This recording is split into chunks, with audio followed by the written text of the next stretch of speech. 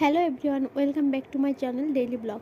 তো দেখো, তোমাদের সামনে আমি আজ নতুন একটি ব্লগ নিয়ে চলে এসেছি। তো আমাদের বাড়িতে জুনের 4 তারিখে একটা পুজো আছে। তো সেটাকে মানে রান্না পুজো বলে, যাই হোক দশহরা এই টাইপের কিছু একটা বলে। আমার বাবার বাড়িতে এটা ছিল না, তো আমার শ্বশুর বাড়িতে এসে আমি দেখছি। তো আমি তো খুব বেশি দিন হয়নি শ্বশুর বাড়িতে এসেছি। তো আমি আগের বছর একটা পেয়েছিলাম, মানে বছরে দুটো পুজো হয়, দশহরা দুটো পুজো থাকে। তো আমি একটা পেয়েছি, একটা পাইনি।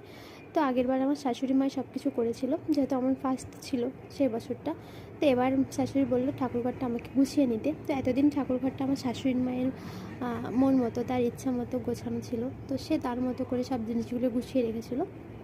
তো তারপর আমাকে বলছিল যে এবার ঠাকুরঘরটা তুই গুছিয়ে নে, পরিষ্কার করে নে, যেহেতু রান্না পুজোতে সবসময় পরিষ্কার করতে হয়।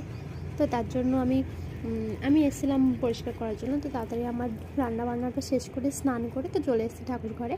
তো দেখো, আমি একা না, আর সঙ্গে আমার বোনও আছে, আমার বোনও আমাকে হেল্প করছে।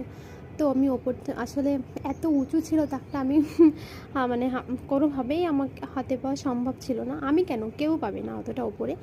তো তারপর আমি একটা টুলের উপর দাঁড়িয়ে সব কিছু পরিষ্কার করছিলাম। আসলে অনেক রকম বই আছে শাশুড়িদের, আসলে তারা অনেক রকম বই পড়তে ভালোবাসে। তো অনেক পুরোনো, আমার শাশুড়ি, দিদা শাশুড়ি, মানে তার কাকি, মানে অনেক রকমের বই, সেইগুলো এক সাইডে যে পেপারের মধ্যে করে রেখে দিয়েছি। তো তারপর অনেক রকমের জিনিস, এদের পুজোতে অনেক রকম জিনিস লাগে, তো সব কিছু আমি সুন্দরভাবে গুছিয়ে রেখেছিলাম সেখানে। তো তারপর দেখছিলাম শাশুড়ি এখানে মানে এক সাইডে, নিচটা একটা সাইডে রেখেছিল অনেক, মানে ঠাকুরকে দেওয়ার যে ভোগ, প্রতিদিনের যে ভোগ দেয়, তো সেই কৌটোগুলো এক সাইডে রেখেছিল। তো ওটা না আমার কাছে দেখতে খুব একটা ভালো লাগছিল না।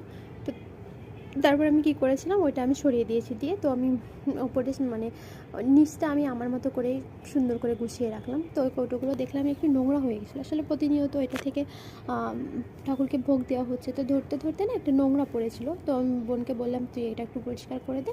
তো তারপর ও চলে গিয়েছিলো বাসনগুলো, মানে সেই কৌটোগুলো পরিষ্কার করার জন্য। তো পরিষ্কার করছে, তো এদিকে আমি ভাবলাম ঠাকুর, মানে আমার তাকগুলো পরিষ্কার করা হয়ে গেছে। তো এখানে আমার ঠাকুরের ফটোগুলো পরিষ্কার করতে হতো, ফটোগুলোতে সামান্য নোংরা পড়েছিল। তো সেই ফটোগুলো সব কিছু পরিষ্কার করছিলাম। যদিও বা আমাদের কিছুদিন পর পরই পরিষ্কার করতে হয়, এমন না যে বছরে দুবারে আমার পুজো, মানে দুবার এই রান্না পুজো বা এটা থাকে, তো তার জন্য দুবারই পরিষ্কার করতে হয় এরকম না। মানে প্রায় মাঝে মধ্যে শাশুড়ি আমি দুজনের যে যখন সময় পাই তখন তো পরিষ্কার করা হয়, কিন্তু যখন কোনো পুজো থাকে তখন তো করতেই হবে। আর এমনিতেই পরিষ্কার করি, কখনো নোংরা হয়নি বা নোংরা থাকে এমন না। তো তারপরে পরিষ্কার করছিলাম আমি সব কিছু, এই যে পরিষ্কার করে সব কিছু গুছিয়ে রাখছিলাম। তো তারপর দেখলাম এই ওপরে ঠাকুরগুলো নোংরা হয়েছিল একটু একটু, তো সেসব পরিষ্কার করছিলাম। গণেশ ঠাকুর, লক্ষ্মী ঠাকুর,